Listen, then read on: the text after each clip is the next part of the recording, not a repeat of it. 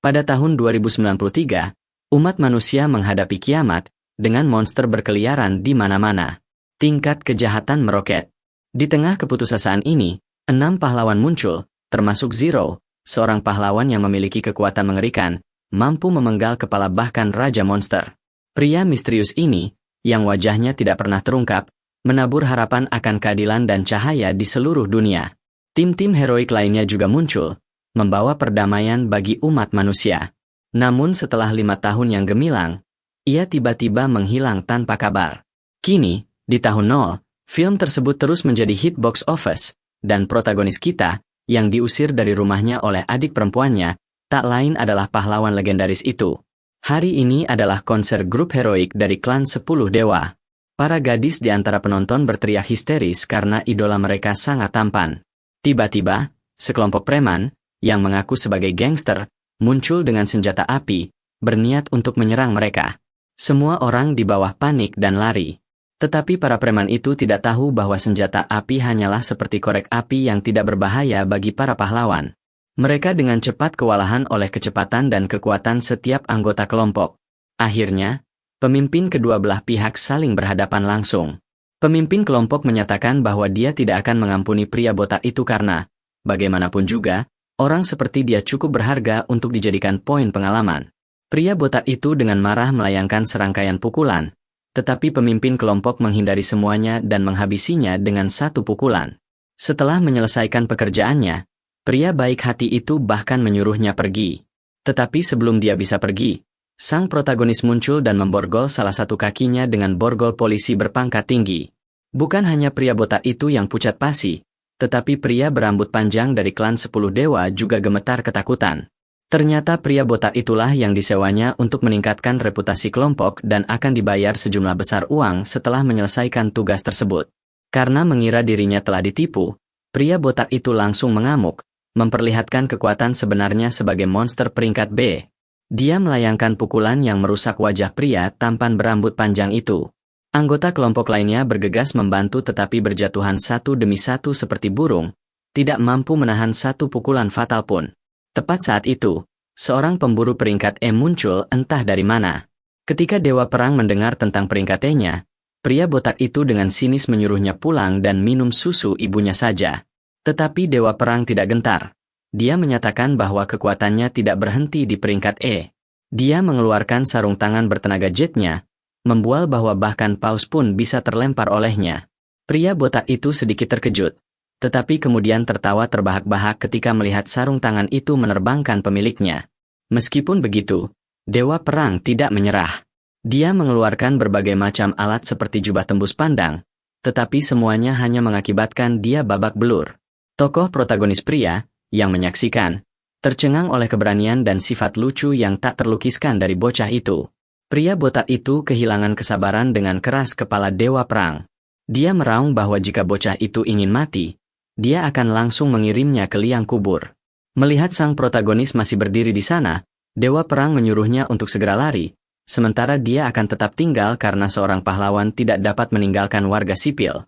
Pernyataan itu tampaknya membangkitkan sesuatu di hati sang protagonis. Dia melangkah maju dan memukul kepala preman itu dengan tongkat besinya, membuatnya jatuh tersungkur ke tanah. Dewa Perang terkejut. Satu pukulan telah menjatuhkan monster tingkat B. Dia jelas bukan orang biasa. Dia langsung berpegangan pada kaki protagonis pria, meskipun dia adalah bagian dari tim berkekuatan super. Tepat saat itu, seorang wanita berambut putih keluar dari mobil. Melihat kekacauan di depannya, dia bertanya-tanya siapa yang menyebabkan kekacauan ini. Pada saat ini, Dewa Perang dengan gembira berlari menghampiri untuk meminta tanda tangan, mengenalinya sebagai pahlawan terkuat ketiga di kota Het Handong. Dewa Perang mengklaim bahwa dia dan asistennya telah mengalahkan para penjahat, tetapi ketika dia berbalik, protagonis pria telah menghilang. Sesampainya di rumah, protagonis pria mendengar adiknya bertengkar. Ternyata itu adalah pria kaya yang mengejarnya. Tanpa sepatah kata pun, adiknya mengusirnya dari rumah. Melihat ini, protagonis pria bertanya-tanya mengapa adiknya tidak berkencan saja dengan pria kaya bernama Long itu. Namun adik perempuannya langsung mengatakan bahwa tipe idealnya adalah pahlawan sejati, seorang pria berwibawa seperti Hero Zero. Anak orang kaya manja seperti dia akan dikirim ke kandang ayam. Mendengar ini, sang protagonis pria harus menguatkan diri, meskipun itu berarti kematian, tidak berani memberitahu adiknya bahwa dia adalah Hero Zero. Adiknya bertanya tentang pekerjaannya, tetapi dia mengatakan bahwa pasar kerja sedang sulit dan dia masih menganggur, yang membuat adiknya marah. Tahun lalu, dia hanya tinggal di rumah, mencuci piring, tidak melakukan pekerjaan rumah tangga atau membersihkan apapun. Jika dia terus seperti ini, dia akan menjadi beban yang nyata. Orang tuanya di surga pasti sangat khawatir. Tepat saat itu, Dewa Perang muncul, mengatakan bahwa jika dia menjadi pahlawan, dia tidak perlu khawatir tentang pekerjaan. Dia bahkan menambahkan bahwa jika protagonis pria bergabung dengan timnya, gaji dan hadiah tidak akan menjadi masalah. Setelah mendengar tentang Liang Shang, adik perempuan itu langsung setuju untuk menggantikan protagonis pria. Sekarang, Dewa Perang bisa membawanya kemana saja. Jadi protagonis pria terpaksa mendaftar di markas pahlawan. Dewa Perang menjelaskan bahwa sejak Hero Zero menghilang, pemerintah telah membentuk jaringan pahlawan untuk menjaga perdamaian. Peringkatnya dibagi dari SS hingga E. Tokoh protagonis pria itu memandang patung di tengah ruangan dan bertanya kepada orang-orang di sekitarnya siapa pahlawan Zero itu. Mendengar ini, Dewa Perang bertanya-tanya dari mana pemuda ini keluar dari selokan. Mereka adalah rekan-rekan Zero yang telah berjuang bersamanya dalam suka dan duka. Mendengar ini, tokoh protagonis pria itu berpikir dalam hati, aku juga tidak mengenal mereka. Resepsionis membawa keduanya ke sebuah ruangan. Ini adalah Hakim Adhan, seorang pahlawan peringkat B dengan tubuh berotot dan kekuatan yang tak tertandingi. Melihat penampilan protagonis yang kurang memuaskan, dia berkata bahwa jika protagonis bisa bertahan selama 3 menit, dia akan langsung lulus. Tanpa diduga, protagonis mencemooh, mengatakan bahwa dia akan langsung mengalahkan Adhan. Siapa tahu peringkat apa yang akan dia dapatkan nanti? Semua orang di ruangan itu mengira ini adalah pernyataan yang membual. Sang pembunuh mengubah tangannya menjadi senjata logam.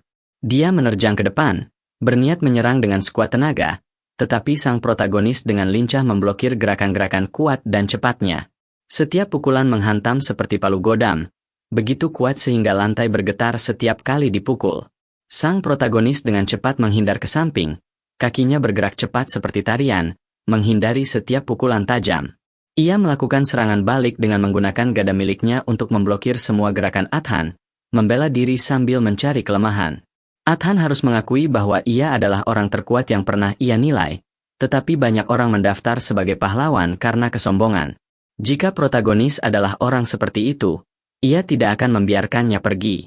Adhan mengaktifkan mode kekuatan pamungkasnya, mengangkat seluruh lantai dan melemparkannya ke arah protagonis, sambil secara bersamaan melepaskan rentetan pukulan dengan kecepatan luar biasa.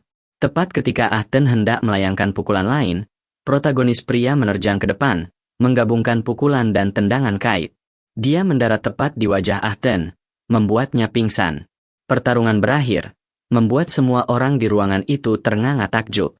Resepsionis, yang tampak terguncang, mengundang protagonis pria ke babak penulisan kedua, dan suasana menjadi tegang. Semua orang dengan cemas menunggu untuk melihat apakah pemuda yang polos ini dapat terus membuktikan bakat, kekuatan, dan kecerdasannya jauh melampaui harapan mereka. Sementara itu, Hakim Adhan membuka matanya dan mendapati dirinya berada di sebuah kamar rumah sakit. Ia dikelilingi oleh perawat dan peralatan medis di tempat tidurnya, dengan banyak orang duduk di sampingnya.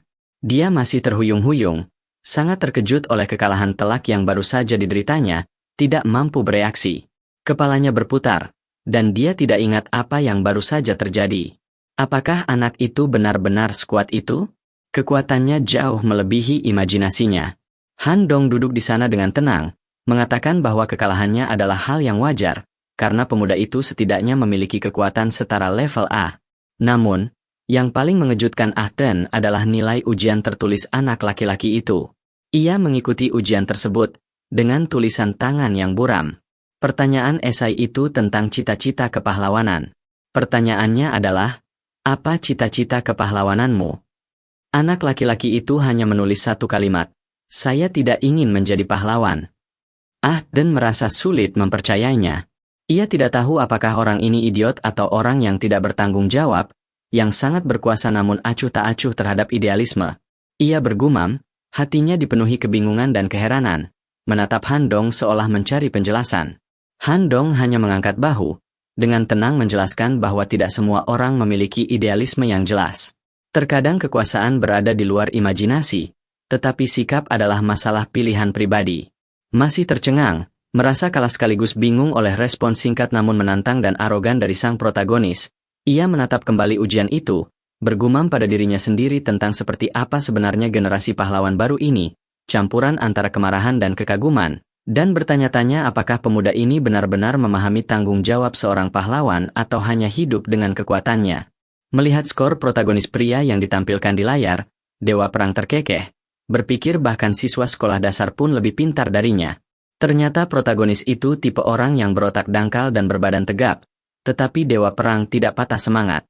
Ia menyarankan agar jika keduanya dipasangkan, mereka bisa saling melengkapi, menciptakan tim yang sempurna. Namun, protagonis langsung menolak. Ia dengan santai menyatakan bahwa kombinasi ini masih memiliki terlalu banyak kelemahan. Misalnya, anggota yang lebih lemah akan menyeret seluruh tim ke bawah dan menjadi beban. Dan dalam hal itu, tim tidak akan pernah bisa menjadi lebih kuat. Sang protagonis menyatakan bahwa ia akan pulang, tanpa niat untuk bergabung. Dewa Perang hendak membalas ketika ia mendengar perkelahian pecah di lorong. Seorang pemuda berkacamata sedang diganggu oleh 3 preman. Mereka adalah tipe pahlawan murahan yang akan mengabaikan warga sipil yang terluka hanya untuk naik level lebih cepat. Semakin banyak warga sipil yang mati, semakin tinggi poin prestasi mereka karena mengalahkan monster. Sungguh ironis. Tetapi pria berkacamata itu menolak untuk menerima hal ini. Dia berteriak kepada mereka bahwa orang-orang seperti itu tidak pantas menjadi pahlawan. Ketiga bajingan itu tertawa terbahak-bahak, seolah-olah mereka sedang mabuk obat-obatan. Mereka bahkan berkomentar sinis, apakah kita benar-benar harus melakukan apa yang dilakukan pahlawan pemberani Zero dan mati sia-sia? Mendengar ini, pria berkacamata itu gemetar karena marah, karena Zero adalah idola terbesarnya. Dewa Perang juga menjadi marah, menerjang ke depan untuk melayangkan pukulan, tetapi pria berwajah bodoh itu dengan mudah menangkisnya. Dia mencibir, berkata, makhluk peringkat E saja berani bertindak begitu arogan.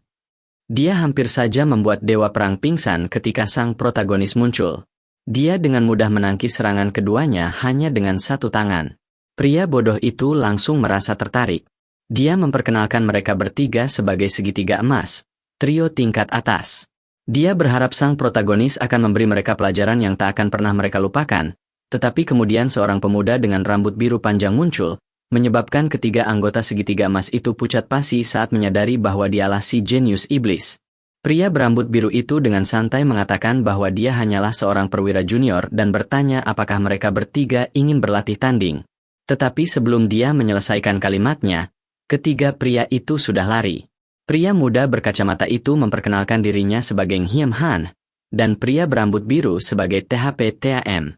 Chin Tehaen sangat terkesan bahwa seorang perwira junior seperti dirinya bisa menakut-nakuti ketiga pria besar itu.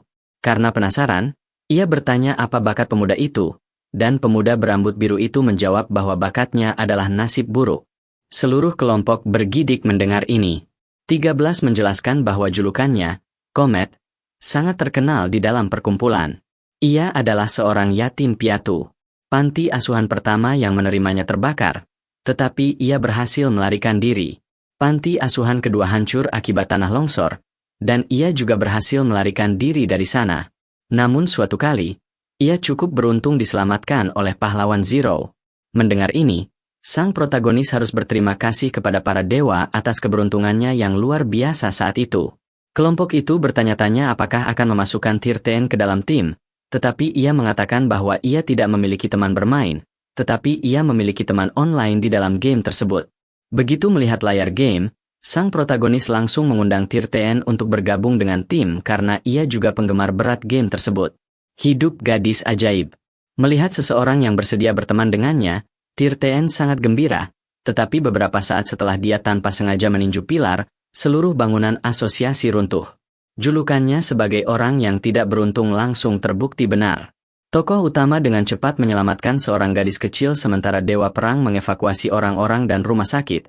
Semua orang hanya menderita luka ringan. Adapun Yan King, dia hampir mati dan harus ditempatkan di ruang air untuk pengawetan. Melihat ini, Tirten meminta maaf berulang kali. Pemuda berkacamata itu marah, Tetapi sang protagonis mengatakan bahwa masih hidup adalah sebuah berkah. Terlepas dari itu, Tirten tetap bergabung dengan tim. Jika Yan King berani keberatan, sang protagonis akan membuat Tirten memeluknya 24/7. Selama Tirten tidak menyentuh barang milik orang lain, semuanya akan baik-baik saja. Mendengar ini, Tirten sangat terharu hingga hampir menangis.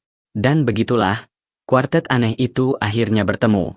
Hari ini, kuartet kita sedang menjalankan misi untuk melacak para penjahat. Namun, mereka lebih terlihat seperti sedang berlibur. Tirten mengatakan mereka harus fokus pada pelacakan. Tokoh utama kita mengatakan bahwa jika mereka terus melacak, kelompok lain mungkin malah akan menangkap para penjahat tersebut. Sekarang kita tahu bahwa kemampuan Hyam Han adalah teleportasi instan. Dia berteleportasi dan langsung melemparkan 2 kantong keripik ke wajah kedua temannya, lalu mengeluarkan sebuah sepatu. Melihat sepatu itu, Chin Tehn merasa seperti telah menemukan harta karun dan langsung menyerbunya tanpa mengindahkan peringatan Hyam Han. Seketika, dia terlempar ke udara. Adegan berpindah ke markas para penjahat, tempat mereka memperdagangkan senjata biologis, makhluk berlendir.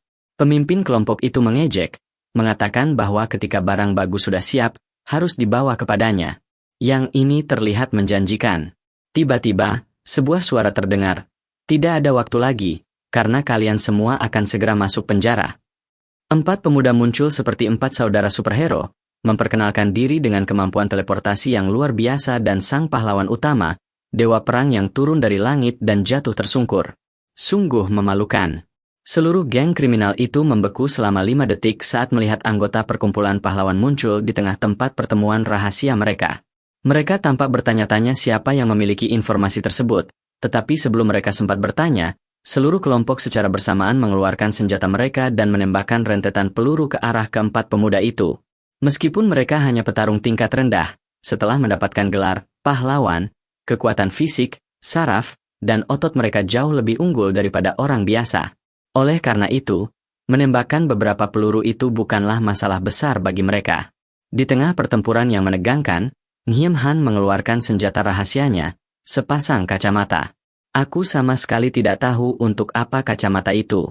Dia langsung berteleportasi ke arah para penembak dan merebut semua senjata mereka begitu cepat sehingga mereka bahkan tidak sempat mengucapkan sepatah kata pun. Pemimpin kelompok itu, melihat bawahannya dilucuti senjatanya dalam sekejap, sangat marah. Jadi dia memerintahkan Bioslim untuk menggigit dan menyerang kelompok pahlawan itu. Slim tampak seperti agar-agar, tetapi itu adalah semacam senjata biologis rahasia.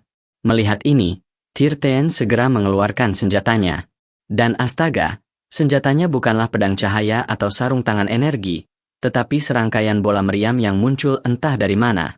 Dia menembak langsung ke arah Slim seolah-olah menembak balon raksasa. Saat menonton film superhero itu, saya berharap melihat beberapa gerakan spesial yang spektakuler. Tapi yang saya lihat hanyalah senjata-senjata murahan ala Demokrat yang muncul di mana-mana. Saya tidak tahu seberapa efektifnya, tetapi unsur kejutannya tak terbantahkan. Namun, Slim adalah cairan, jadi senjata seperti pistol dan peluru sama sekali tidak berpengaruh padanya. Di tengah kekacauan, dewa perang yang baru terbangun jatuh dari langit. Tirten meminta bantuan Yan King, tetapi kacamatanya telah berserakan ke segala arah, sehingga tidak ada yang bisa dijadikan titik acuan untuk teleportasi. Dengan demikian, mereka hanya bisa berdiri di sana dan menyaksikan tanpa daya saat monster itu mendekati protagonis dan dewa perang.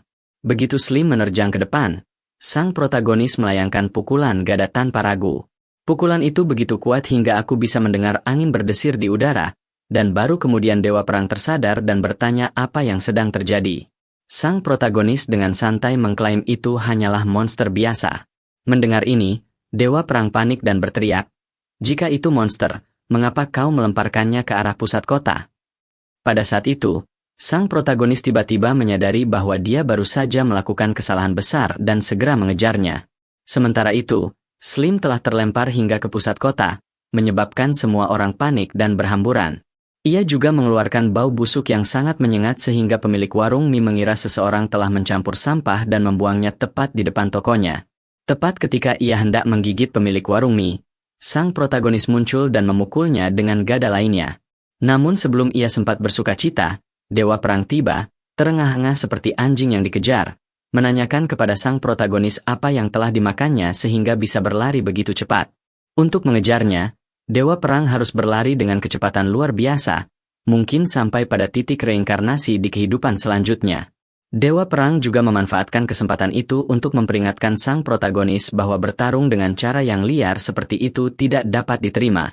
Monster ini bau sekali, dan ini adalah jalanan tempat jajanan. Jika kau menghancurkannya berkeping-keping seperti itu, bagaimana orang-orang bisa membuka kios makanan mereka setelahnya? Dewa Perang segera mengeluarkan senjata spesialnya, sinar pembersih plasma. Hanya mendengar nama generasi baru ini saja sudah terasa lebih berteknologi tinggi daripada laboratorium pertahanan sekalipun. Monster ini lahir dari sampah, jadi tongkat plasma dapat memurnikannya seperti deterjen. Setelah mengatakan itu, Dewa Perang menerjang maju dengan sepatu bot bertenaga jetnya, bergerak secepat peri api. Dia menusukkan tongkat plasma ke monster itu, tetapi sayangnya, dia juga menusuk kepalanya sendiri. Melihat itu, aku hanya bisa menghela napas. Akibat luka tusukan tongkat plasma, monster itu seketika mengubah sebagian tubuhnya menjadi cairan transparan, seperti air mata air murni. Makhluk itu meraung dengan ganas, membuat prajurit itu terlempar. Namun kali ini, prajurit itu sudah terbiasa dengan sepatu jetnya dan dengan terampil menghindari semua serangan monster tersebut. Slim berubah wujud, melepaskan banyak tentakel kuat yang berayun dengan kecepatan sedemikian rupa sehingga tampak seperti penari tiang. Namun Dewa Perang berhasil menghindari semuanya. Dia perlahan mendekati monster itu untuk memberikan pukulan terakhir yang mematikan. Sang protagonis dengan percaya diri mundur, menyimpan senjatanya, yakin bahwa anak itu mampu mengatasi pertempuran ini. Dan memang, Dewa Prajurit itu datang dan memurnikan Slim dengan semburan plasma terakhir, menerangi seluruh lingkungan. Ketika Nghiem Han dan THP-TAM tiba, seluruh lingkungan telah berkumpul, bertepuk tangan seolah-olah mereka sedang menonton pertunjukan pop idol. Kelompok itu melihat sekeliling dengan takjub, hanya untuk menyadari bahwa monster itu telah sepenuhnya dimurnikan, berubah menjadi air mineral super murni. Pria berusia 70 tahun itu, setelah mencoba mandi air hangat, mengatakan tulang-tulangnya terasa jauh lebih lentur. Bibi yang berdiri di sebelahnya tampak 10 tahun lebih muda, sementara tokoh utama pria itu duduk di sana dengan linglung. 13 menepuk bahunya dan bertanya, "Apakah kau sudah mengatasi monster itu?" Tetapi tokoh utama pria itu melambaikan tangannya dan berkata bukan dia, melainkan Dewa Perang muda yang melakukan semuanya. Mereka semua menoleh dan melihat Dewa Perang terbaring di atas seorang gadis kecil, membuat Nghiem Han tersipu. Gadis itu tidak sadarkan diri, dan tidak jelas anak siapa dia. Setelah membawanya pulang untuk merawatnya, semua orang mulai meninjau poin misi mereka. Dan seperti biasa, poin bonusnya sedikit. Nghiem Han bahkan curiga bahwa poinnya dikurangi karena seseorang melaporkan Dewa Perang sebagai penerus putra Min Beo yang menyukai stroberi, menyebabkan skornya anjlok. Mendengar itu, Dewa Perang langsung keberatan, mengatakan bahwa yang ia sukai adalah payudara besar dan kaki panjang, bukan ide konyol itu. Tokoh protagonis pria mendekati gadis itu dengan rasa ingin tahu dan menanyakan namanya, siapa orang tuanya, dan dari mana dia berasal. Tetapi gadis itu tetap diam. Matanya yang bulat menatap semua orang tanpa mengucapkan sepatah kata pun. Tepat ketika kelompok itu masih merasa canggung, bel pintu berbunyi. Semua orang tersentak dan membuka pintu, memperlihatkan Dong Suer, iblis dingin, pahlawan terkuat ketiga di kota itu. Penampilannya mengejutkan Yan King dan Dewa Perang, yang tidak mengerti mengapa tokoh penting seperti itu akan mengunjungi rumah sederhana ini. Dong Suer memasuki ruangan dengan sikap dingin, menyerahkan sebuah USB drive kepada mereka, lalu Yan King membawanya pergi untuk beristirahat. Dia membolak-balik dokumen di layar TV. Ternyata gadis kecil ini adalah salah satu subjek percobaan dari Organisasi Eksperimen Air Liur.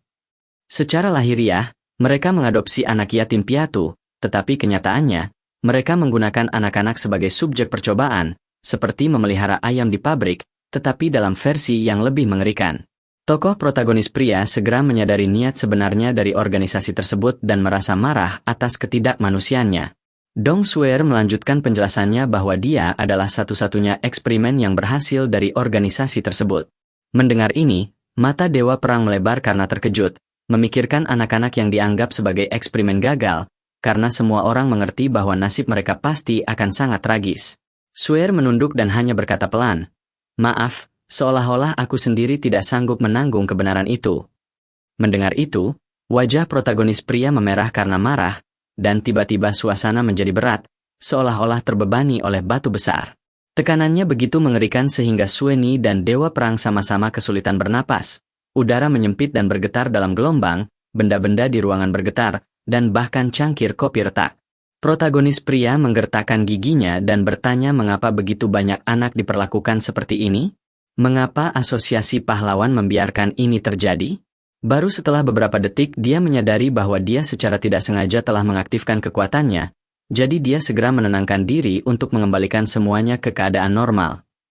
Pada saat itu, Dong Suer menjelaskan bahwa mereka telah melakukan banyak penyelidikan, tetapi organisasi hasil rekayasa genetika tersebut mampu mendeteksi mereka dan melarikan diri sebelum mereka dapat mengumpulkan bukti apapun. Baru kemudian dia mengetahui kebenaran yang paling mengerikan. Kepala organisasi hasil rekayasa genetika itu tidak berada di tempat yang jauh, tetapi tepat di dalam asosiasi pahlawan. Orang itu tak lain adalah Ouyang Rui, pemimpin asosiasi pahlawan, tokoh terpenting dan orang yang tak pernah diragukan siapapun. Setelah bertemu kembali dengan adik perempuannya, Lin Jie, gadis itu menarik telinganya dan memelintirnya, membuat jiwanya melayang ke langit. Semua itu hanya karena dia berani menelepon dan bertanya tentang pakaian untuk seorang gadis asing, membuat gadis itu berpikir dia akan membuat masalah lagi. Barulah ketika gadis kecil yang menggemaskan itu menatapnya dengan mata lebar, adik perempuannya akhirnya melepaskan telinganya agar dia bisa bernapas. Pria itu, sambil dengan lembut mengelus telinganya, menjelaskan bahwa gadis itu terlibat dalam kejahatan berbahaya dan mereka harus merawatnya sementara waktu, membelikannya beberapa pakaian untuk dikenakan. Adik perempuan itu, yang terpesona oleh gadis itu, dengan antusias bertanya apakah ketiga pria itu merawatnya dengan baik, membuat kelompok itu merasa sedikit tidak nyaman, sementara gadis kecil itu hanya terkikik, meluluhkan hati keempatnya. Jadi mereka membawanya berbelanja. Dalam perjalanan, Lin Jie menceritakan kembali apa yang terjadi semalam dan bertanya-tanya mengapa iblis Han Dong berpangkat tinggi tidak ikut campur dalam organisasi transformasi yang dipicu oleh rasa iri hati itu. Iblis itu hanya mengatakan bahwa setelah malam ini, dia mungkin bahkan tidak bisa mempertahankan hidupnya. Lin Jie tiba-tiba merasakan firasat buruk dan menyuruh adik perempuannya untuk membawa gadis itu duluan. Benar saja, setelah berjalan sebentar, ketiga anggota segitiga emas tingkat D dari hari sebelumnya muncul, tampak seperti ingin membuat masalah. Kelompok itu akhirnya berada di sebuah gang, dan ketiga pria arogan itu menyatakan bahwa mereka mencari hantu perempuan dan akan menangkap seluruh kelompok tersebut. Namun kurang dari semenit kemudian, ketiga pria itu tergeletak di tanah seperti kerupuk beras lembek, lemah tetapi masih berusaha bersikap tegar. Setelah menyelesaikan tugas mereka, kelompok itu segera berbalik untuk menghindari kecurigaan. Gadis itu, setelah melihat mereka, dengan marah bertanya di mana mereka bersembunyi begitu lama. Kemudian dia membawa gadis itu keluar, membuat semua orang terkejut karena gadis itu sekarang tampak seperti seorang putri kecil. Gadis itu menamai bayi itu MC dan meminta untuk membawanya pulang untuk merawatnya karena bayi itu tampak menggemaskan sekaligus menyedihkan. Lam Kip sedikit bingung karena gadis kecil itu terlibat dalam kasus tersebut, tetapi gadis itu segera mengatakan bahwa tugas heroiknya adalah melindungi rakyat, sehingga ia pun mengalah.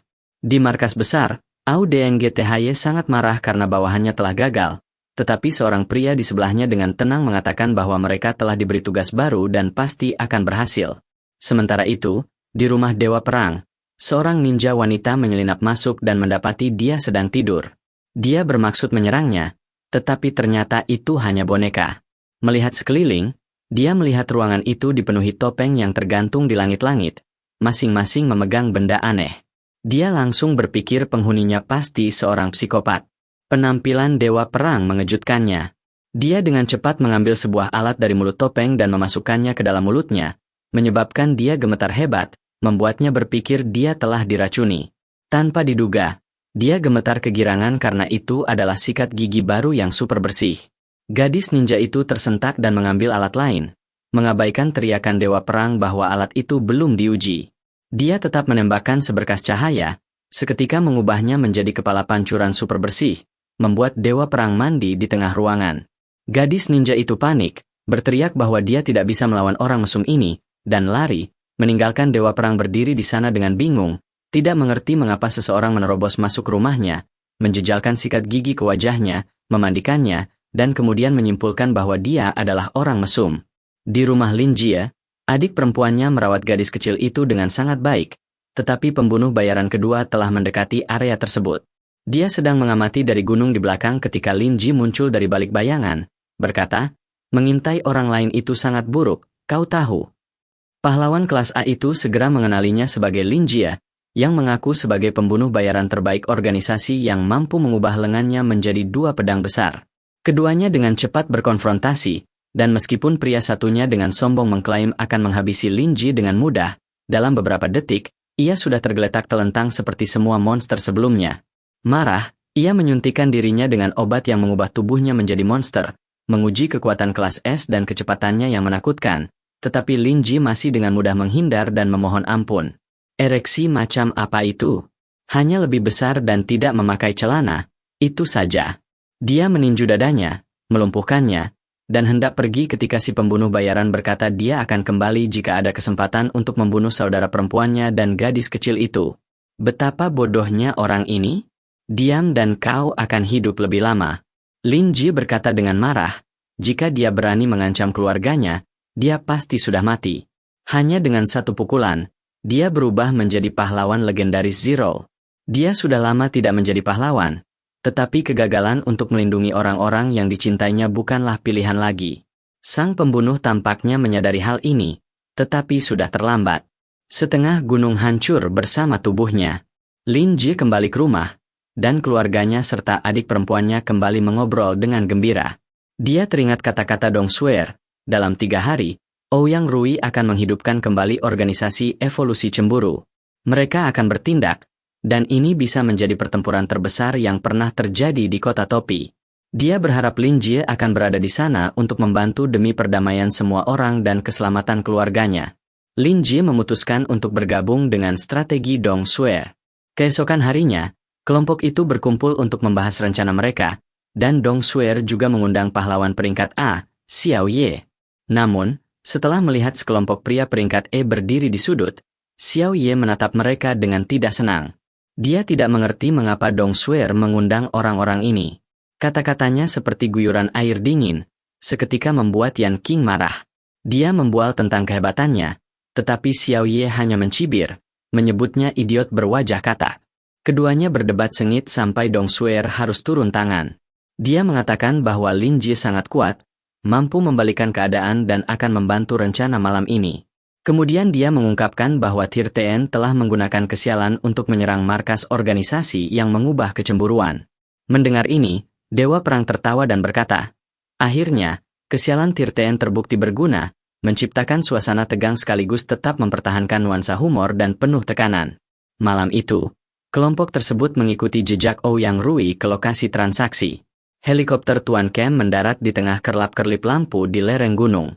Tim berotot kelompok itu tidak mampu mengatasinya. Dengan penuh semangat menyerbu ke depan, Dewa Perang juga ikut bergabung dalam pertempuran, menimbulkan kepulan debu. Ye kecil, entah mengapa, ikut serta, meninggalkan Dong Suer yang memegangi kepalanya dengan putus asa. Dia berteriak putus asa, karena tampaknya tidak ada yang mengindahkan perintahnya. Ouyang Rui segera mengirim anak buahnya untuk menghadapi serangan itu, dan kedua pihak terlibat dalam pertempuran kacau. Tuan Kem memerintahkan helikopter untuk lepas landas, tetapi dari atas, Xiao Sui berhasil menggunakan sihir untuk menembakkan proyektil es, menyebabkan helikopter meledak dan jatuh dari lereng gunung di tengah deru angin. Mengetahui pertempuran itu tak terhindarkan, Ouyang Rui tersenyum, karena telah mempersiapkannya sejak lama. Dia telah menyuap penembak jitu terkuat di kota itu, orang yang memiliki mata dewa yang dapat mengendalikan lintasan peluru. Satu tembakan menghantam Xiao Ye, membuatnya jatuh tersungkur ke tanah. Melihat ini, Sueni segera membagi tim menjadi 2. Lin Jie akan mengejar Tuan Gan dan organisasi yang sedang berevolusi itu, sementara dia akan tetap tinggal untuk menghadapi Ouyang Rui secara langsung. Setelah melihat Lin Jie, Tuan Gan langsung mengenalinya sebagai orang yang telah mengalahkan monster itu. Dia tegang tetapi tetap mempertahankan sikapnya yang tenang dan berpengalaman. Lin Jie segera memanggil senjatanya, bersiap untuk bertempur. Namun dari belakang, seorang ninja wanita tiba-tiba muncul dengan pisau tajam. Dia menghindarinya berkat refleksnya yang luar biasa. Tuan Kem memerintahkan ninja wanita itu untuk menyerang, Tetapi Dewa Perang bergegas maju untuk menghalangi jalannya. Dia menyatakan bahwa jika mereka ingin melawan Lin Jie, mereka harus melampauinya terlebih dahulu. Keduanya segera menerobos masuk hutan gelap. Dedaunan hancur berkeping-keping setiap kali bertabrakan. Meskipun Tuan Kem sudah tua, ia setajam jahe. Ia menghindari pukulan dahsyat Lin Jie, bergerak seolah-olah telah melewati ratusan pertempuran hidup dan mati. Sementara itu, di tengah bayangan suram hutan, pertempuran antara Dewa Perang dan ninja wanita itu sama sengitnya. Dia menggunakan kegelapan malam untuk menjadi tak terlihat di antara ranting-ranting pohon, tetapi Dewa Perang mengandalkan intuisinya untuk melacak setiap gerakannya.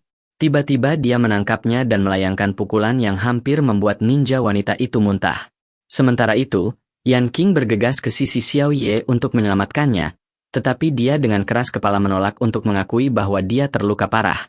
Tepat saat itu, pemanah menyerang lagi.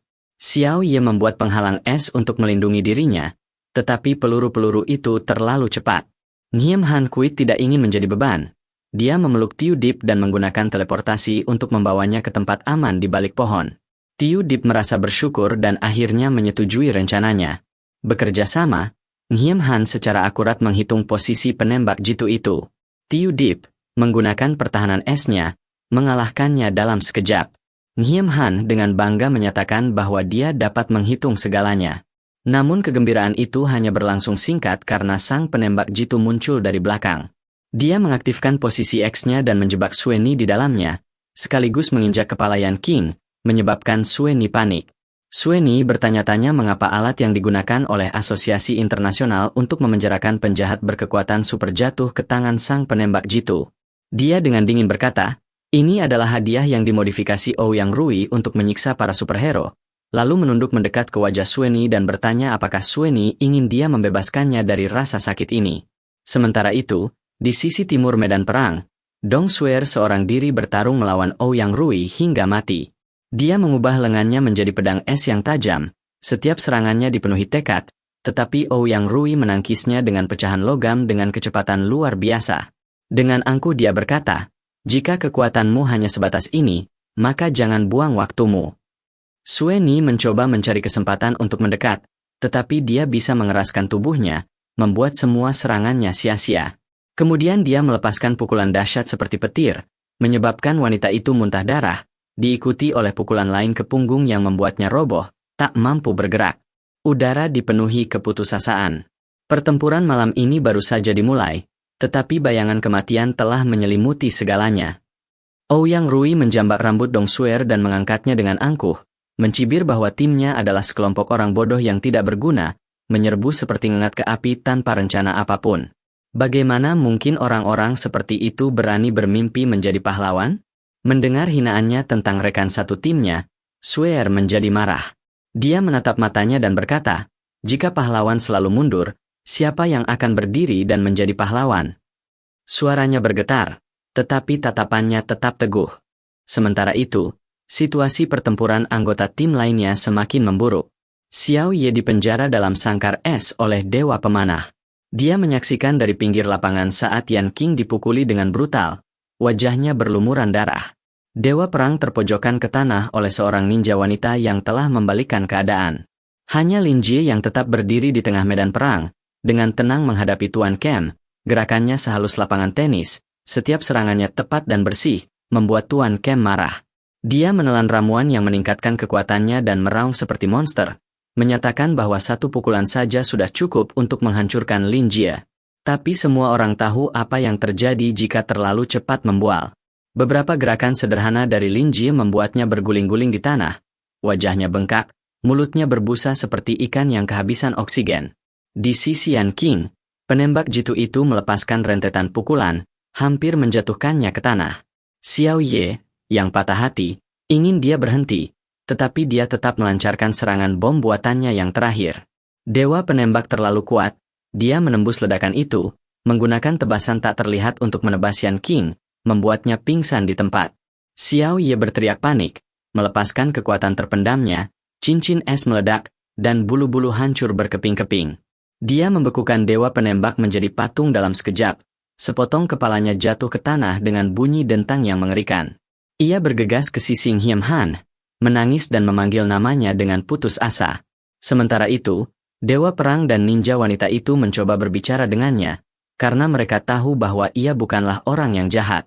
Dewa Perang bertanya mengapa ia harus membunuh, tetapi ninja wanita itu hanya menjawab bahwa dunia ini terlalu korup. Dewa Perang semakin yakin bahwa ia bukanlah orang yang kejam. Ia mengatakan bahwa keluarganya memiliki perusahaan asuransi besar di kota yang dapat melindunginya dan membantunya berubah. Karena jika dia terus membunuh seperti ini, suatu hari nanti dia juga akan terbunuh atau ditangkap. Hasilnya tidak akan menyenangkan. Mendengar perkataannya, ninja wanita itu terdiam, lalu perlahan menurunkan pisaunya, memutuskan untuk memilih jalan seorang pahlawan. Sementara itu, Ouyang Rui juga menyadari bahwa dia tidak lagi bisa terhubung dengan Dewa Panahan. Dia mengerti bahwa bawahannya yang terkuat telah dikalahkan, dan amarahnya berkobar. Namun Sueni menatapnya dengan ekspresi puas, mengatakan bahwa semuanya baru saja dimulai. Dia berdiri tegak dan menyatakan bahwa dia tidak datang ke sini tanpa persiapan. Seketika, lingkaran es berputar, menjebak Ouyang Rui dalam formasi. Dia hanya tertawa menghina, mengatakan bahwa trik kekanak-kanakan seperti itu berani menantangnya. Sueni mengepalkan tinjunya, menjawab bahwa dia hanya perlu mengulur waktu. Kemudian dia berteriak, memanggil Linjie, yang turun dari langit seperti meteor. Suara-suara berbahasa Inggris bergema di udara. Siapa yang memanggilku? Aku di sini. Pertarungan antara kartu truf kedua faksi utama resmi dimulai. Ouyang Rui terkejut mengetahui bahwa Linjie telah mengalahkan Tuan Gan hanya dalam beberapa gerakan. Dia yakin dirinya lebih kuat, tetapi Linjie tetap tenang, menghindari setiap pukulan dengan mulus seperti tulang yang meluncur di atas air. Setiap serangan balik sangat tepat dan mengerikan. Dengan marah, Ouyang Rui menggunakan air yang telah ditingkatkan kekuatannya untuk berubah menjadi monster. Linjie memperhatikan, menghela napas frustrasi. Mengapa orang-orang ini selalu menggunakan narkoba ketika mereka berada dalam posisi yang tidak menguntungkan? Ouyang Rui melepaskan rentetan duri tajam, tetapi Linjie dengan mudah menembus baju zirahnya. Kecepatan kelas S yang ia banggakan sama sekali tidak sebanding dengan kecepatan luar biasa Linjie. Ia melepaskan rentetan serangan, membuat Linjie terlempar ke udara, bersiap untuk tendangan spektakuler. Ouyang Rui menembakkan puluhan anak panah, tetapi Linjie menghindarinya seolah-olah tidak ada. Linjie membalas dengan pukulan fatal. Ia jatuh seperti meteor yang terbakar, tanah bergetar, semuanya diselimuti cahaya merah, dan akhirnya Ouyang Rui pingsan. Tweetney dengan panik bertanya kepada Lam Kip apakah pria itu sudah mati. Lam Kip mengatakan bahwa dia telah menyesuaikan kekuatannya sehingga pria itu hanya akan pingsan selama beberapa hari. Dia menghela napas lega dan mendecakkan lidah, mengatakan bahwa jika dia tahu pria itu begitu kuat, dia tidak akan mengambil risiko dipukuli seperti itu. Yang lain tiba satu persatu. Dewa Perang memimpin para ninja wanita yang telah bertobat. Xiao Sui, sambil memeluk Yan Qing, berlari ke arah mereka sambil menangis, panik memanggil ambulans. Udara dipenuhi bau darah dan ketegangan. Namun, kemenangan akhir adalah milik Linjie dan rekan-rekannya yang berjuang hingga nafas terakhir. Pertempuran melawan organisasi evolusi gen telah berakhir. Media tetap bungkam tentang pemimpin organisasi tersebut, Ouyang Rui. Karena keluarga Ouyang adalah klan yang besar dan berpengaruh, mereka tentu saja tidak akan membiarkan berita ini tersebar. Kelompok pahlawan itu juga dilarang mengungkapkannya. Yan Qing terbaring di rumah sakit, seluruh tubuhnya dibalut perban seperti pangsit, tetapi masih dengan marah berseru bahwa mereka adalah pahlawan. Jadi mengapa mereka harus menyembunyikan nama mereka dan melarikan diri?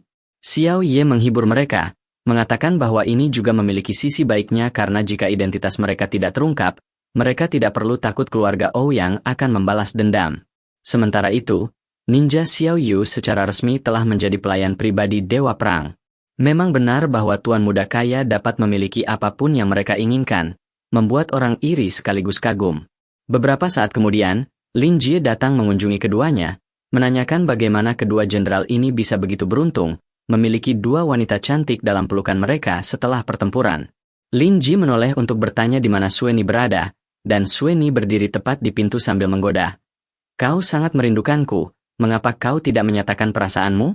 Jika kau menyatakannya lebih awal, aku mungkin akan kawin lari denganmu. Setelah bercanda, dia dengan cepat mengganti topik pembicaraan, mengumumkan sesi pelatihan khusus Asosiasi Pahlawan dan menyatakan keinginannya agar mereka diberi perlakuan istimewa untuk berpartisipasi. Mendengar itu, Dewa Perang dan Yan King sangat gembira, karena mereka telah lama menantikan pelatihan khusus ini tetapi belum pernah berhasil mendaftar. Namun, Lin Ji langsung menolak, mengklaim bahwa dia sudah terlalu kuat dan tidak perlu berlatih. Mendengar ini, seluruh kelompok dengan suara bulat menolak. Yan King mencoba membujuknya, mengatakan bahwa pelatihan khusus itu bukan hanya tentang olahraga, akan ada banyak wanita cantik yang hadir, jadi dia harus mempertimbangkan kembali. Namun, Lin Ji tetap keras kepala dengan pendiriannya, yang membuat Xiao Ye marah. Xiao Ye mengatakan bahwa meskipun ia mengalahkan 2 petarung peringkat A yang telah menjadi peringkat S, masih ada banyak ahli peringkat SS di keluarga-keluarga besar, dan ia tetap hanya akan menjadi setitik debu. Mendengar ini, Lin Ji dengan tenang berbalik dan menyatakan bahwa jika mereka berempat menyerang bersama, ia masih bisa menang. Taruhan pun dibuat. Keempatnya sepakat bahwa jika mereka bisa mengalahkan Lin Jie, dia harus mengikuti sesi latihan khusus. Sesuai janji mereka semua naik ke atap untuk bersiap bertempur. Keempatnya secara bersamaan melancarkan serangan secepat kilat. Namun Lin Jie dengan tenang menghindari serangan mereka dan membalas dengan mudah, seolah-olah sedang melakukan latihan. Dia bahkan mengejek mereka, mengatakan bahwa keempatnya sama sekali tidak memiliki koordinasi namun berani menantangnya. Xiao Ye dengan marah berteriak, "Kalau begitu mari kita bertarung 1 lawan 1, dan menyerbu ke depan, berniat untuk terlibat dalam duel 1 lawan 1. Dia percaya diri dengan kemampuan bertarung jarak dekatnya, tetapi Lin Jie dengan mudah menghindari semua serangan berbahayanya dan membalas dengan pukulan yang membuatnya terlempar dari panggung. Untungnya, Ninja Xiao Yu cukup cepat untuk memblokirnya, jika tidak, dia pasti akan terlempar melewati pagar pembatas. Lin Jie, terkejut, meminta maaf, mengatakan bahwa dia terlalu kasar. Segera, Sui Ni bergegas maju, melepaskan serangkaian penghalang es, tetapi serangan ini tetap tidak berguna melawan Lin Jie. Dia mengangkat bahu, mengatakan bahwa baik es maupun kekuatan supernya tidak berpengaruh padanya. Sui Ni Fei tertawa, mengatakan bahwa ini belum berakhir, dan seketika pecahan es yang hancur bergabung membentuk penghalang baru. Dia dengan percaya diri menyatakan bahwa tidak ada yang bisa menembus penghalang ini. Tetapi hanya beberapa detik kemudian, Lin Jie menghancurkannya. Dia menghela napas dan berkata, "Sudah kubilang itu tidak berguna, tapi kau terus menggunakannya." Bahkan Ninja Xiao Yu, dengan kecepatan kilatnya, tidak bisa menyentuh sehelai rambut pun di kepalaku. Ketiga gadis itu benar-benar kalah. Tetapi Lin Jie menyadari bahwa bocah dewa perang itu tidak terlihat dimanapun. Ternyata dia telah mengamati pertempuran untuk sementara waktu dan kemudian melarikan diri sejak lama. Yah, begitulah akhirnya, saudaraku. Tetapi Lin Jie tidak bisa membiarkannya lolos tanpa cedera, jadi dia menyeretnya kembali dan memukulinya sampai wajahnya bengkak. Pertempuran berakhir dengan kemenangan mutlak bagi Lin Jie. Semua orang marah tetapi tidak bisa berbuat apa-apa padanya. Dia tak terkalahkan di dunia luar, tetapi di rumah, dia masih diperintah oleh adik perempuannya. Ternyata, saat menjemput MC, dia juga menjemput seekor anjing dan membawanya pulang. Adik perempuannya langsung keberatan, mengatakan rumahnya terlalu kecil dan dia tidak ingin anjing lain menimbulkan masalah. Tetapi Lam Kip menjelaskan bahwa bukan dia yang ingin memelihara anjing itu, melainkan MC. Kedua anak itu saling memandang dengan mata berkilauan seperti 2 permata berharga, memohon, yang melunakkan hati adik perempuan itu, memaksanya untuk setuju. Hari ini, adik perempuan Lin Jie mengunjungi laboratorium Dr. Qin. Dia buru-buru menyuruhnya pulang karena sakit. Tetapi ternyata dia hanya berpura-pura untuk menghindari masalah, karena tetua Ouyang akan datang menemuinya saat itu. Ia menyampaikan kabar bahwa Ouyang Rui kini praktis berada dalam keadaan koma, tidak mampu berpikir karena otaknya rusak parah. Ia bertanya kepada Dr. Qin apakah ia bisa menyembuhkan Rui, tetapi dokter itu hanya menggelengkan kepala dan berkata, otaknya rusak parah dan tidak dapat dipulihkan. Mendengar ini, tetua itu tidak ragu-ragu. Ia segera menggunakan kekuatannya untuk membuat Ouyang Rui berdarah dari hidung, mulut, dan matanya, dan ia meninggal di tempat. Ia dengan dingin menyatakan, keluarga Ouyang tidak membutuhkan orang yang tidak berguna. Jika seseorang tidak berguna, mereka seharusnya tidak ada. Sebelum pergi, ia menginstruksikan Dr. Qin untuk mengingat menyelesaikan rencana keluarga. Dr. Qin berkeringat dingin tetapi tetap mengangguk. Tak lama kemudian, Dong Yang dari keluarga Dong muncul. Ia menjelaskan bahwa meskipun Sweer telah menimbulkan masalah, hal itu tidak boleh memengaruhi hubungan antara kedua keluarga. Kemudian, tugas lain diberikan kepada Dr. Qin, dan para ahli terkait makam tambahan didatangkan untuk membantu, membuat dokter itu berkeringat dan mengangguk setuju. Sementara itu, Dewa Perang dan Yan Qing menyelesaikan pelatihan khusus mereka. Lin Jie dan Sue Ni datang menjemput mereka, dan kelompok itu dengan gembira berkumpul kembali dengan 10 anggota yang telah berhenti menyewa orang untuk bertarung bagi mereka. Hari ini juga merupakan hari di mana Dong yang akan menjadi pemimpin perkumpulan pahlawan, dan dia adalah sepupu Sue Ni, membuat kelompok itu sangat gembira dengan pikiran memiliki seseorang untuk diandalkan, tetapi mereka tidak tahu betapa kejamnya dia. Ketika Sue Ni berlari menyambutnya, dia dengan kasar memperingatkannya bahwa jika dia membuat masalah lagi, dia tidak akan lunak. Cerita berakhir dengan nada tegang. Tepat saat itu, teman-temannya muncul, dan Dong yang segera mengubah sikapnya, menjadi baik dan berterima kasih kepada semua orang karena telah membantu Sue Ni. Dia mengenali orang di tengah sebagai Lin Jie, orang yang telah mengalahkan 2 monster kelas A, dan mengundang Lin Jie untuk bergabung dengan keluarga Dong, melihat potensinya, tetapi Lin Jie dengan dingin menolak. Mendengar itu, Dong Duong dengan marah berkata bahwa meskipun Lam Kie berbakat, mencampuri urusan orang yang salah hanya akan berujung pada konsekuensi yang fatal. Lam Kiep, tanpa rasa takut, menantangnya, berkata, "Jika kau begitu mampu, bunuh saja aku." Hal ini membuat Dong Duong marah. Dia segera menggunakan kekuatan mentalnya untuk memaksa semua orang berlutut. Seluruh aula runtuh seperti domino, hanya menyisakan Lam Kiep yang berdiri tak bergerak seperti patung. Dia menyeringai, mengatakan bahwa kekuatan mentalnya baik-baik saja, tetapi masih agak lemah. Hal ini hanya semakin membuat Dong Duong marah, dan dia menantang Lam Kiep untuk melihat berapa lama dia bisa bertahan. Kekuatan Dong Duong meningkat secara stabil, tekanan tak terlihat memancar darinya seperti badai dahsyat, menghancurkan segala sesuatu di jalannya dan hampir membuat semua orang di ruangan itu kelelahan. Napas mereka berat, wajah mereka pucat pasi karena tekanan luar biasa yang membebani setiap sel. Melihat situasi kritis tersebut, Lin Jie segera melepaskan kekuatannya. Seluruh tubuhnya meledak dengan kekuatan, menyelimutinya dalam cangkang merah menyala. Dia bertanya kepada Dong yang apakah dia siap untuk berhenti, lalu melepaskan gelombang energi yang mengguncang seluruh ruangan. Pukulan itu begitu kuat sehingga membuat Dong Duong terlempar ke belakang, memuntahkan seteguk darah merah tua. Begitu tekanan mereda, ruangan itu terasa lega. Semua orang terengah-engah seolah ditarik dari dasar laut. Tuyet Ni bergegas mendekat dengan panik, tetapi Dong Duong dengan dingin menepis tangannya. Dia menyatakan bahwa dia hanya ingin menguji kemampuan Lam Kiep dan menundukkan lawannya terlebih dahulu, tidak pernah menyangka dia akan seberbahaya ini. Setelah mengatakan itu, dia berbalik dan pergi, meninggalkan Sue Ni dengan ekspresi kecewa. Baru kemudian semua orang di ruangan itu menyadari bahwa Dong Sue Ni tampaknya sedang dalam masalah serius dengan keluarga Dong. Sementara itu, Lin Wan, adik perempuan Lin Jie, melanjutkan eksperimennya pada anjing kecil itu. Energi aneh itu membuka pikirannya, memungkinkannya membaca seperti anak kecil. Hal ini sangat menarik perhatian Mu Li, yang baru saja diterima di pusat penelitian Dr. Qin. Tepat saat itu, Long Feng, yang selalu mengejar Lin Wan, muncul.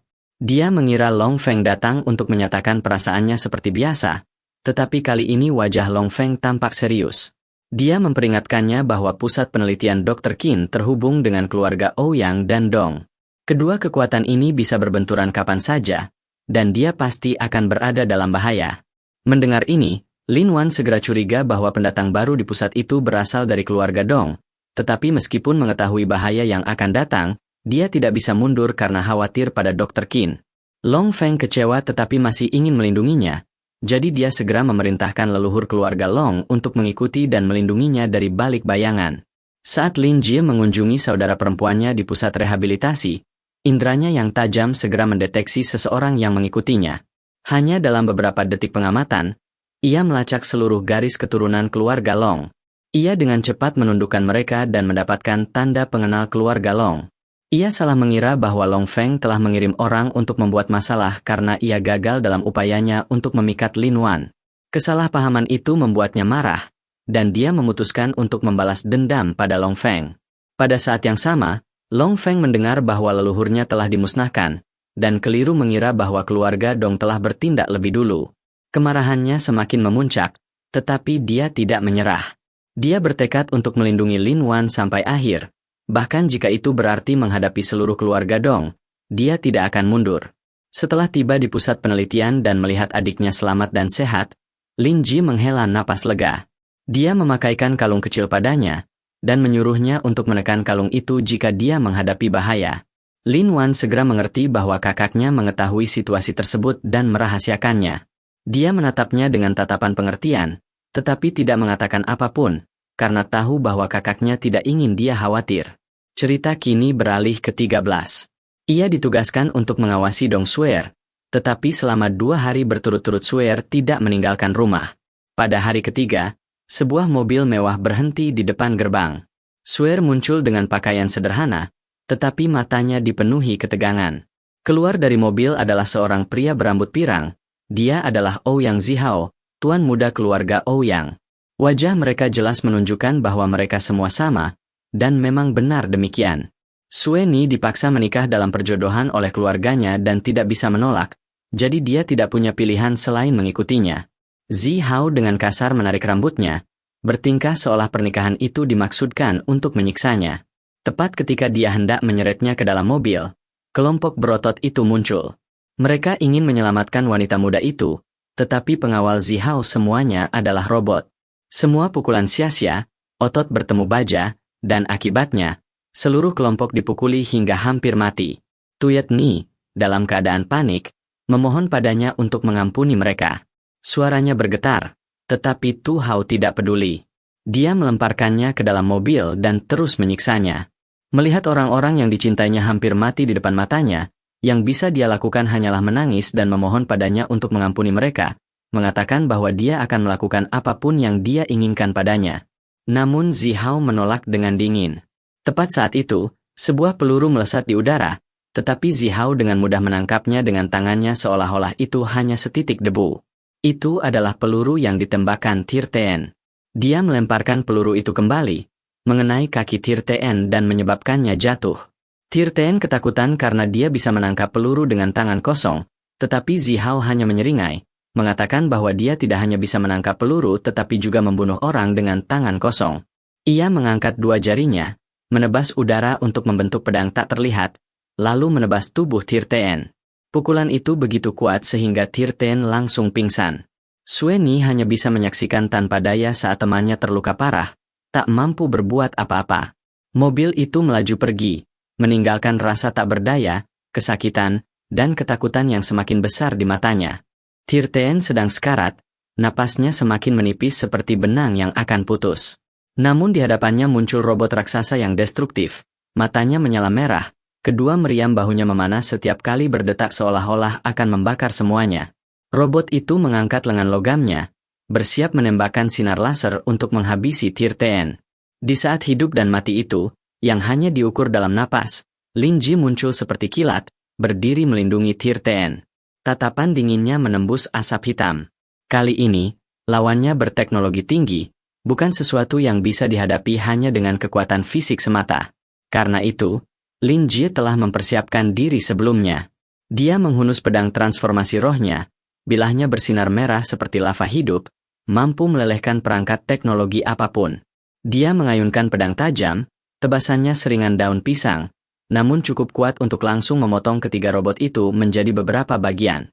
Pecahan logam jatuh ke tanah, berdentang seolah-olah menandai kehancuran mereka. Di tempat lain, Ouyang Zihao menerima pemberitahuan bahwa semua robot telah dihancurkan.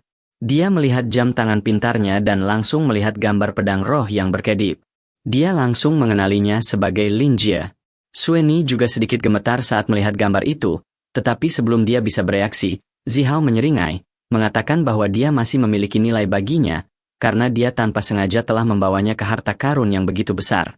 Karena yakin bahwa keluarga Ouyang berada di balik semua ini, Lin Ji sangat marah, urat-urat di tangannya menonjol, ingin segera maju dan membalas dendam, tetapi Dewa Perang dengan cepat menghentikannya, mengingatkannya bahwa Tirten perlu dibawa ke rumah sakit terlebih dahulu.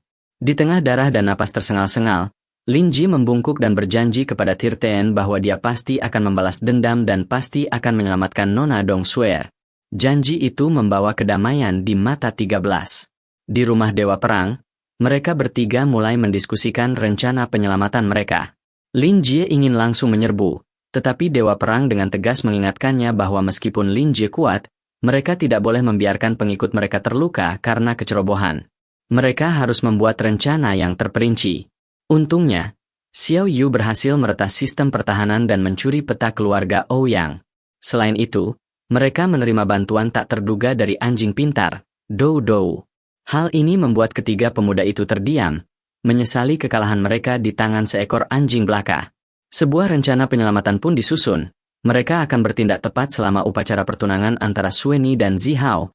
Membayangkan Sueni dinikahkan dengan pria seperti itu, diperdagangkan seperti barang dagangan. Tim Lin Jie merasa amarahnya hampir meledak. Saat itu, Si Shen ikut campur dan mengatakan bahwa Nona Dong adalah idolanya. Jadi rencananya adalah Si Shen dan Pan, para pengagumnya, akan membuat keributan di gerbang utama keluarga Ouyang untuk menarik perhatian. Lin Jie dan yang lainnya akan memanjat tembok dan menerobos masuk. Xiao Yu bertanggung jawab untuk menonaktifkan seluruh sistem pengawasan. Di kamar pengantin, Tuyet Ni mengenakan gaun pengantin putih bersih. Wajahnya dipenuhi kesedihan. Xiao Ye muncul dan bertanya apakah dia menyesali sesuatu. Tuyet Ni hanya tersenyum pahit, mengatakan bahwa sudah terlambat untuk menyesali apapun sekarang. Saat itu, Zihao dan Shangguan Shuai masuk. Shangguan Shuai, sebagai teman Xiao Ye, dengan mudah dibujuk untuk pergi. Sebelum pergi, Xiao Ye memperingatkan Zihao bahwa jika dia berani menindas atau menundukkannya, dia tidak boleh menyalahkannya. Tetapi begitu keduanya pergi, dia segera kembali ke cara-cara kekerasannya, menanyai Sueni tentang Lin Jie.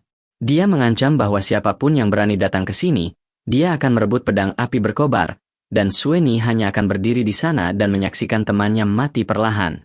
Sementara itu, tiga pemuda telah memanjat tembok ke rumah Ouyang. Salah satu dari mereka, yang mengenakan topeng, adalah Lin Jie.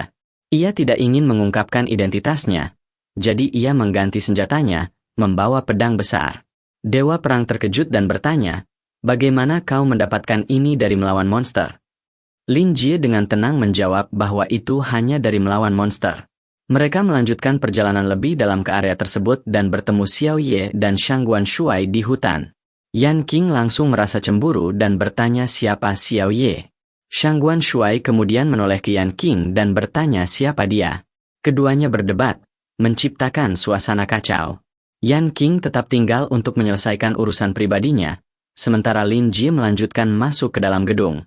Dewa Perang membuka jalan dengan menerjang maju dan menjatuhkan para pengawal, membuka jalan lurus untuk Lin Jie. Akhirnya, Lin Jie memasuki kamar pengantin wanita. Sueni bersiap untuk membela diri, tetapi begitu melihatnya, dia membeku. Dia bertanya mengapa dia ada di sana. Lin Jie mengatakan dia datang untuk menyelamatkannya. Sueni menggelengkan kepalanya, menolak, tidak ingin orang lain terlibat. Karena pernikahan ini melibatkan keuntungan yang begitu besar, Lin Jie mengingatkannya bahwa Tirten dan seluruh aliansi otot telah mengorbankan darah untuk membantunya. Semua itu akan sia-sia jika dia tidak menyelamatkannya dari tempat ini. Air mata mengalir di wajah Sueni saat dia mengatakan bahwa dia menerima takdirnya agar tidak ada orang lain yang harus mengorbankan diri, mendesak Lin Jie untuk pergi, tetapi dia menolak. Dia mengatakan bahwa sekuat apapun keluarga Ouyang, dia tidak bisa membiarkan kejahatan merajalela. Dia mengayunkan pedang besarnya, menghancurkan dinding dengan satu pukulan, dan cahaya membanjiri ruangan. Dia meraih tangan Sueni dan menariknya keluar, menyelamatkannya dari neraka yang telah dipaksakan kepadanya. Lin Jie dan Dong Sueni bersembunyi di hutan ketika suara keras bergema, dan Dewa Perang muncul, roboh di batang pohon. Dia baru saja bertarung dengan pengawal robot Ouyang Zihao. Saat melihat mereka berdua berdiri begitu dekat, mata Zihao langsung memerah karena cemburu. Dia bertanya apakah Sueni berniat kawin lari sebagai pengantin, dan apakah dia akan meninggalkan kepentingan kedua keluarga mereka. Sueni bingung dan tidak tahu harus menjawab apa. Lin Jie melangkah maju, berdiri di depannya. Suaranya tenang namun tegas seperti baja. Nasib dua keluarga seharusnya tidak bergantung pada pundak seorang gadis. Menyadari bahwa Lin Jie adalah orang yang telah menghancurkan robot dan menggunakan pedang api berkobar sehari sebelumnya, kemarahan Zihao semakin memuncak. Lin Jie mengusulkan duel jika ia mau. Jika ia menang, Sueni akan bebas. Jika ia kalah, ia akan membiarkan Zihao melakukan apapun yang diinginkannya. Zihao mencibir, menambahkan sebuah syarat. Jika Lin Ji kalah, ia harus menyerahkan pedang api berkobar kepada keluarga Ouyang. Lin Ji tidak ragu dan langsung setuju. Sue Ni dengan cemas memegang tangannya, mengingatkannya bahwa Zihao adalah seorang jenius muda dari keluarga Ouyang, tetapi Lin Ji hanya tersenyum, meyakinkannya bahwa dia juga tidak lemah. Ouyang Zihao segera mengatur duel di arena, sementara di tempat lain, Yan Qing masih berdebat sengit dengan Xiao Ye dan Shang Guanshuai. Xiao Ye dengan marah bertanya kepadanya apa yang sedang dia lakukan di sana. Yan Qing menceritakan kembali penyelamatan Sue Ni dan mengungkit kejadian semalam, yang mengejutkan Xiao Ye karena saudara perempuannya hanya mengatakan bahwa tidak terjadi apa-apa.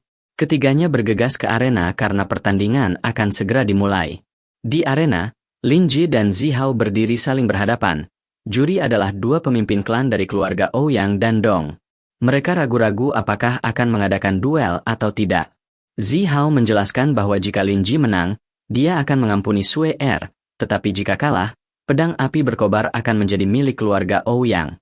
Kedua pemimpin klan itu tercengang karena pedang api berkobar adalah artefak ilahi yang telah lama hilang. Itu saja sudah cukup untuk menjadikan duel ini peristiwa sensasional. Kedua pihak saling menatap dengan tatapan penuh amarah, dan Lin Ji menghunus tombaknya. Zihao terkejut karena ia tidak menggunakan pedang apinya. Lin Ji berkata, "Tombak ini sudah cukup." Aku bertanya di mana senjata Zihao. Tetapi Zihao hanya tertawa dan berkata, "Melawan Lin Ji ya, hanya dengan satu jari saja sudah cukup. Seketika, kita berdua akan terlibat dalam pertempuran." Zihao melepaskan rentetan pedang tak terlihat, tetapi Lin Ji menangki semuanya dengan tombaknya yang berputar seperti angin. Dia juga menembakkan pisau lempar tak terlihat dan mendirikan perisai tak terlihat. Serangannya setajam kilat, kekuatan pukulannya eksplosif, arena bergetar setiap langkahnya. Akhirnya, Lin Ji berhasil mengejar Zihao, dan keduanya saling bertukar pukulan, membelah tanah. Fram Hao menyeringai dan berkata, "Itu baru hidangan pembuka." Kemudian dia menggunakan ibu jarinya untuk menciptakan koin tak terlihat dengan kekuatan seperti bola meriam, tetapi ini bukanlah serangan utama, rentetan koin itu hanya untuk menciptakan tabir asap. Dia menyelinap di belakangnya untuk melancarkan upaya pembunuhan. Tetapi Lin Ji telah mengantisipasinya. Dia menghilang dari pandangan Fram Hao dan, dalam sekejap, muncul kembali di sampingnya, memberikan pukulan yang membuatnya terhuyung-huyung. Kedua tetua itu juga terbelalak kaget. Zihao mengakui bahwa Lin Ji lebih kuat dari yang dia bayangkan. Tanpa baju zirah pelindungnya, dia mungkin akan roboh. Kekuatan Zihao memungkinkannya untuk menciptakan koin tak terlihat, melayang-layangkan benda, dan menciptakan perisai. Dia mengangkat bongkahan tanah besar dan melemparkannya ke Lin Ji, tetapi Lin Ji menghancurkannya berkeping-keping. Saat Lin Ji melompat untuk mengakhiri pertarungan, Zihao mendirikan penghalang yang tak terhitung jumlahnya, tetapi setiap lapisan perisai terkoyak oleh tombaknya seperti kertas. Akhirnya, ia harus menggunakan dua jari untuk menangkis, tetapi Lin Ji segera meninju wajahnya, membuat tubuhnya terguling. Api biru tiba-tiba menyelimuti tombak Lin Ji, menyerupai naga yang terbangun di belakangnya. Ia mengayunkan tombak dan menyerang Zihao. Meskipun Zihao membangun penghalang tanah yang kokoh, kekuatan naga itu tak terbendung. Saat penghalang itu runtuh, ekor naga itu menghantam langsung Zihao, menyebabkan darah berceceran. Lin Ji berkata, "Pukulan ini untuk membalas dendam atas Tir Tn." Merasa terhina, Zihao meraung penuh kebencian. Meskipun terluka parah, dia bangkit berdiri, melepaskan kobaran api ungu yang menyala-nyala. Api itu berubah menjadi salib raksasa, menghantam arena dan menghancurkan seluruh penghalang. Semua orang mengira semuanya sudah berakhir. Tuit Ni meneriakan nama Lam Kip dengan ketakutan. Kedua tetua itu menghela napas, mengira dia sudah mati, tetapi ketika asap menghilang, Lam Kip berdiri di udara, menghembuskan napas lelah, mengatakan bahwa dia telah menyuruh mereka untuk bersikap lunak, bahwa saudara perempuannya akan mentolerir pakaiannya kotor. Kemudian dia menerjang ke bawah, memberikan tendangan yang membuat wajah Teho rusak. Tuit Ni dan Tiu Dip bersorak, lega karena dia selamat. Namun Zihao menolak untuk menyerah, wajahnya memar dan bengkak, membuktikan bahwa dia sangat tangguh. Dia menyatakan bahwa pertempuran itu hanya memiliki satu hasil, Lin Ji mati, atau dia mati. Kemudian dia mengeluarkan sebuah gulungan, menyebabkan kepala klan Ouyang panik dan memarahinya karena bodoh. Gulungan itu berisi kekuatan mantra terlarang yang mampu meratakan seluruh arena. Ledakan yang dihasilkan menghancurkan segalanya. Sueni dengan panik mencari Lin Jie di antara reruntuhan, tetapi tidak dapat menemukannya. Pemimpin klan Ouyang menjelaskan bahwa mantra terlarang ini diciptakan oleh seorang ahli tingkat SS dan bahwa Zihao telah berubah menjadi monster. Melihat ke samping, mereka melihat Lin Jie masih berdiri di sana, hanya pakaiannya yang bernoda. Sueni, yang marah sekaligus bersimpati, memarahinya, menyebutnya idiot. Lin Jie menepuk kepalanya dan berkata, "Tunggu sampai aku berurusan dengan bajingan itu, baru kita bicara baik-baik." Zihao tidak percaya Lin Jie bisa selamat. Dia melepaskan bola api skuad meteor, tetapi Lin Jie menyapunya dengan api biru dari pedangnya dan langsung mengalahkannya. Zihao jatuh ke tanah seperti burung dengan sayap patah. Dengan wajah pucat, Lin Jie membungkuk untuk mengambil fotonya dan mengunggahnya ke internet, untuk melihat apakah dia berani menggoda gadis polos itu lagi. Sueni sangat gembira dan hendak bergegas memeluknya, tetapi Lin Jie melepaskan seberkas cahaya yang membekukan segalanya dalam sekejap. Tidak hanya teman-teman Lin Jie yang membeku, tetapi hampir seluruh penduduk kota juga terperosok ke dalam keadaan tidak bergerak. Setiap orang berdiri tak bergerak seperti patung, ditelan waktu, keheningan begitu dalam sehingga seseorang dapat mendengar detak jantungnya sendiri. Kemudian, dari langit, suara lantang seorang pria botak bergema. Ia mengenakan pakaian aneh, seperti seorang pendeta yang tersesat. Ia menyatakan dirinya sebagai dewa, penguasa dunia, yang memegang kekuasaan atas hidup dan mati, dan memerintahkan semua orang untuk berlutut dan menyembahnya sebagai pemuja pencipta. Tatapannya penuh kesombongan, seolah memandang rendah spesies yang lebih rendah. Namun, di tengah lautan manusia yang terperangkap dalam keheningan yang mencekik, seorang pria berdiri tegak dan tak tergoyahkan. Lin Jie dengan tenang menatapnya, dan langsung menarik perhatian pria botak itu. Ia turun seperti seorang raja yang dihina hanya karena seekor semut berani mengangkat kepalanya. Dia menunjuk wajah Lin Jie dan bertanya mengapa dia tidak bisa mengendalikan pikirannya. Mengapa kekuatan seorang dewa tidak bisa mengikat manusia biasa? Lin Jie hanya mengangkat alisnya dan berkata, "Omong kosong apa yang diucapkan orang ini?" Seolah-olah dia hanya orang bodoh yang berhalusinasi dan menobatkan dirinya dengan mahkota kertas. Kata-kata itu seringan embusan angin, tetapi membuat pria botak itu menjadi gila. Dia berteriak bahwa Lin Jie adalah anomali, sebuah paradoks, sesuatu yang seharusnya tidak ada. Lin Jie bertanya kepadanya apa yang telah dia lakukan kepada orang-orang, suaranya tenang dan dingin, sementara pria botak itu menjawab seolah-olah dia benar-benar percaya pada kata-katanya sendiri, bahwa mereka hanya memberi penghormatan kepada penguasa dunia. Dia mengangkat tangannya, dan seketika itu juga, seekor harimau biru raksasa muncul. Tubuhnya memancarkan cahaya gelap dan magis, membawa niat membunuh. Ia menerjang ke depan dengan kecepatan kilat, cakarnya mencakar langsung ke arah Lin Jie, tetapi sebelum sempat menyentuhnya, harimau itu hancur berkeping-keping seperti pecahan kaca. Ia menghilang tanpa suara ke udara. Mata pria botak itu membelalak, darah mengalir deras dari hidungnya. Ia tidak mengerti mengapa kekuatannya begitu lemah. Lin Jie tertawa mengejek, berkata, "Kekuatan semacam ini tidak lebih dari artefak ilahi palsu yang dijual di pasaran." Ucapan itu seperti menambah bahan bakar ke api, membuatnya semakin marah. Cahaya dari langit bersinar, mengelilinginya seperti panggung, semuanya untuk mengobarkan ilusi San Ying tentang kekuatannya.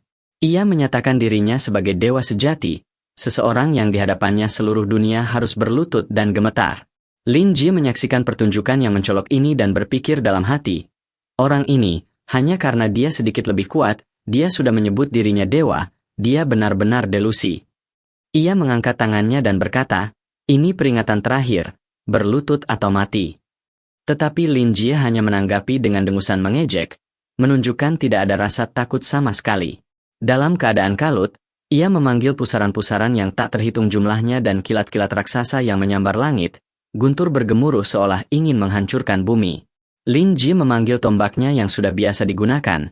Kilatan cahaya menyapu semua serangan liar itu seolah meniup debu. Ia menyerbu maju, bertanya, "Jika seorang dewa tidak memiliki teman, tidak memiliki keluarga, lalu ketika semuanya berakhir, apa yang akan tersisa?" Pria botak itu dengan angkuh menjawab, "Seorang dewa tidak perlu khawatir tentang itu. Seorang dewa hanya membutuhkan dunia untuk beroperasi sesuai kehendaknya, tanpa kejahatan, tanpa konflik, dunia yang bersih. Ini akan seperti selembar kertas kosong." Lin Ji menatapnya dan berkata, "Kalau begitu, kaulah kejahatan terbesar dan pertarungan paling berbahaya saat ini." Pria botak itu berteriak dan melemparkan bola cahaya ke dadanya, sambil berkata, "Pergi ke neraka bersama adikmu tercinta."